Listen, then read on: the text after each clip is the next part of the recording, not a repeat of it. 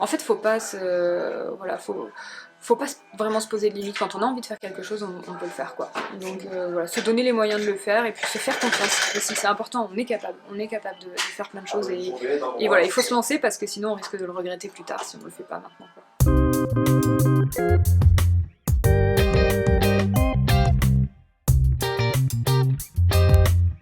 Alors bah moi Léopoldine, du coup 28 ans, rochelaise depuis une dizaine d'années, mais je suis landaise d'origine. Ça m'est un peu tombé dessus par hasard il y a 2 ans. Où je m'y suis intéressée parce que j'avais décidé de faire un voyage à vélo et donc de ce projet là a découlé tout mon intérêt et tout le reste autour du vélo. C'est une entreprise à l'origine d'auto-réparation et de réparation ambulante, c'est-à-dire que j'ai mon véhicule et puis je me déplace chez les gens et dans les quartiers pour faire des réparations de vélo. En fait, de cette activité-là, j'ai commencé à en développer d'autres qui m'intéressaient aussi, notamment liés au voyage à vélo. Donc j'ai commencé à faire des conférences sur le voyage à vélo, donc comment partir, avec quel équipement, à quelle saison commence, loge, comment on se nourrit, etc. Tous les itinéraires cyclables aussi. Et puis encore après, j'ai mis en place un peu plus d'ateliers d'auto-réparation, donc pour apprendre aux gens à réparer eux-mêmes leur vélo, que ce soit parce qu'ils veulent partir en voyage et être autonomes, ou également parce que simplement ils ont des vélos dans leur garage qu'ils aimeraient savoir les réparer eux-mêmes pour les utiliser plus souvent.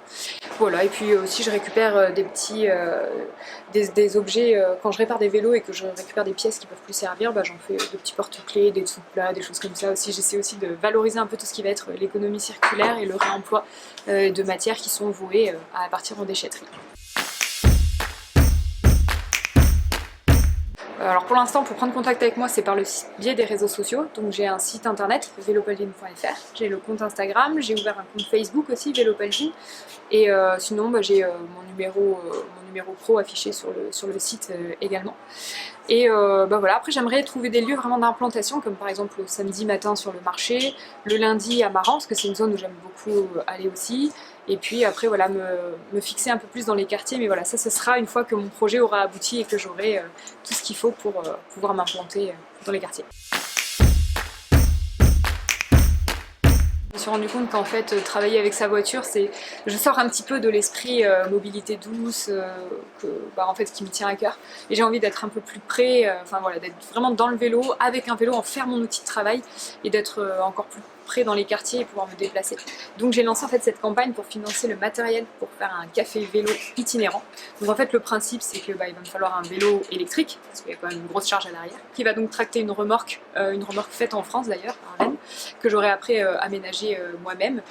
Et de cette remorque en fait j'aurai une petite machine à café, j'aurai les outils pour faire des réparations, mes supports de cours pour faire des ateliers d'auto-réparation, mais je pourrais me déplacer directement dans les quartiers. Et j'aurai aussi une mini épicerie avec des produits de producteurs locaux que en fait je ferai mes tournées à vélo. Donc c'est que des producteurs chez lesquels je vais me fournir à vélo, donc ils sont vraiment dans un circuit court.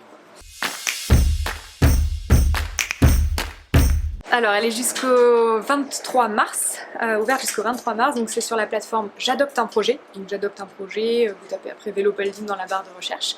Donc ouais, 7000 € qui me permettront de financer à la fois le vélo électrique, la remorque, et puis tous les aménagements qui vont aller sur la remorque, et également la réédition d'une bande dessinée, parce que j'avais fait un tour de France à vélo de 3 mois, et en fait à l'issue de ce voyage j'avais fait un petit guide sous forme de bande dessinée, donc pour se préparer au vélo, puis avec quelques anecdotes de mon voyage. Voilà, donc c'est tout ça qui seront financés par la campagne J'adopte un projet. C'est quelque chose qui était très important pour moi, tout ce qui est la culture tiers-lieu, l'économie circulaire, l'ESS, le solidaire, le communautaire, en fait c'est vraiment des valeurs qui sont importantes pour moi. Et j'avais à cœur de découvrir un peu plus ces lieux atypiques où on fait les choses différemment. Donc ça a été un peu le fil rouge de mon voyage à vélo. Je me suis dit, ok, je veux partir à vélo, mais je veux pas juste faire un voyage touristique, je veux que ça ait un petit but, un sens. Donc c'était de visiter des différents tiers-lieux. Donc j'en ai visité plus d'une vingtaine, et pour moi le tiers-lieu ça allait de l'espace de coworking au village de tiny house, en passant par les fermes pédagogiques en permaculture, il y avait des écolieux également, des éco-hameaux, j'en ai fait des cafés intergénérationnels aussi, j'ai fait plusieurs petites choses, toutes différentes les unes des autres, mais qui avaient toujours cette vocation de faire ensemble d'une manière alternative.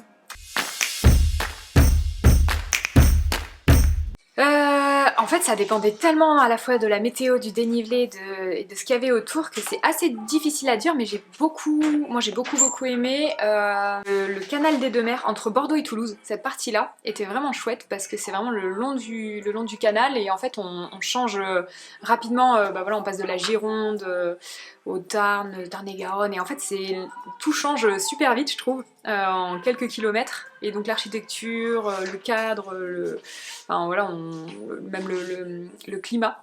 Et en fait, c'est super agréable parce que c'est le long du canal, donc il y a des écluses, il y a les péniches qui traversent. Enfin voilà, c'était vraiment un endroit super joli. J'ai beaucoup aimé. Bon, c'est sûr qu'il faut prendre le strict minimum. Donc, moi, par exemple, j'étais en totale autonomie, donc il me fallait absolument une tente, un réchaud, un duvet, enfin une petite popote, voilà.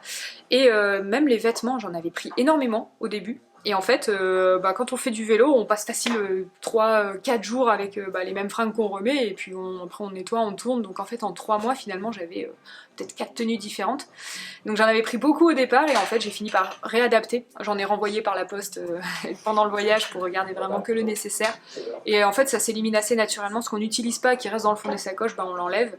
Et quand on se rend compte qu'il nous manque vraiment quelque chose, bah, on peut l'acheter sur la route. Enfin, voilà. Donc faut pas trop se stresser au niveau du matériel non plus. J'étais partie avec beaucoup, et au final, je suis revenue avec beaucoup moins. Ouais, bon après c'était pas de la grande cuisine, hein. Moi c'était beaucoup de, alors soit du lyophilisé, soit de la semoule. Ouais, mon truc c'était vraiment les semoules en sachet là qu'on met avec de l'huile d'olive. Mais c'est ça, j'avais fini, bah au début j'avais pas trop pris de quoi cuisiner, puis finalement je me suis acheté des petits récipients réutilisables où je mettais mon huile d'olive, les petites épices et tout, et puis en fait, quand on pédale de toute façon on se nourrit de pas grand chose quoi, genre quelques graines, une pâte de fruits ou une semoule avec de l'huile d'olive, déjà c'est la fête quoi. Et dans les tiers-lieux, il y en a un d'ailleurs qui m'a ouvert les portes longtemps puisque je devais y passer une soirée, j'y suis restée une semaine. Mais oui, c'est toujours... Enfin voilà, je pense que ça m'est déjà arrivé aussi de toquer chez l'habitant parce que j'avais plus de nourriture et bah, j'ai été accueillie, on m'a nourrie, donc enfin vraiment, ça aussi c'est autre chose que j'appréhendais avant de partir, c'est un peu le contact avec les gens, comment ça va se passer en étant une fille qui voyage toute seule ou autre. Et en fait, les gens sont hyper gentils. Enfin, vraiment, j'étais très méfiante au début, mais en fait, les gens sont vraiment gentils et prêts à tendre la main, quoi. Donc voilà, faut oser. Vraiment, c'est le truc que j'ai retenu, c'est qu'il faut oser aussi aller vers les autres, parce que on est toujours bien reçu, quoi. Ouais, alors moi je dirais vraiment prendre le temps et ne pas voir trop gros d'un coup. Parce que moi j'avais un peu, j'ai failli me faire avoir un petit peu quand je suis partie, parce que j'avais vraiment un peu tout bouclé, tout mon trajet, et puis j'ai failli un peu me décourager en me disant j'ai tout ça à faire. Ça avance pas vite ou je vais pas y arriver. Et en fait, il faut pas avoir tout dans son entièreté, il faut y aller petit à petit. Vraiment, pas se concentrer sur ce qui va se passer dans 3 jours, mais vraiment profiter du moment là et se dire ok, mon objectif c'est de faire 30 km aujourd'hui. Et voilà, et juste se fixer des petits objectifs comme ça pour avancer petit à petit. Moi, c'est vraiment ce qui m'a... En fait, à partir du moment où j'ai lâché prise en me disant ok, je fais ce que je veux à la journée et puis on verra où ça mène. Et voilà, j'ai fait 4500 km, donc voilà, pas avoir trop petit, pas avoir trop grand, mais plutôt petit à petit. Et oser quoi. Ouais, il faut voilà, toujours garder un peu cet optimisme parce qu'il y aura des galères, c'est sûr, j'en ai eu, et puis je pense qu'on en a tous, et c'est ça qui fait un peu l'aventure, mais voilà, il faut garder le moral parce que de toute façon, il y a toujours des gens prêts à aider, et puis en fait, on est plein de ressources qu'on ne soupçonne pas forcément à l'origine, quoi. Juste en fait, juste se faire plaisir, et quand on a envie de faire quelque chose, se donner les moyens de le faire. Parce qu'on a beaucoup de freins. Moi je sais que par exemple, si je m'étais arrêtée au premier frein par exemple, je serais jamais partie parce que ma famille était inquiète que je parte toute seule, ou alors financièrement c'était peut-être compliqué. En fait, faut pas faut pas vraiment se poser de limites. Quand on a envie de faire quelque chose, on peut le faire quoi. Donc voilà, se donner les moyens de le faire et puis se faire confiance aussi, c'est important, on est capable de faire plein de choses, et voilà, il faut se lancer parce que sinon on risque de le regretter plus tard si on ne le fait pas maintenant, quoi.